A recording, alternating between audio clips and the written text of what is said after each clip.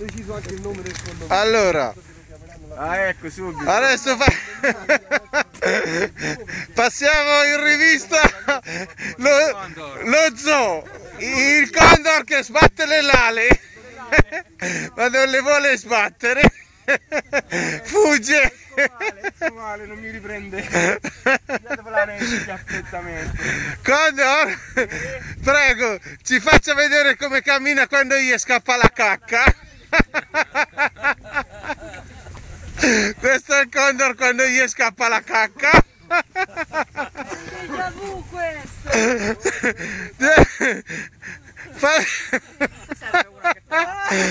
Mi fanno ridere, riesco a parlare. Stazzi, dice qualcosa sul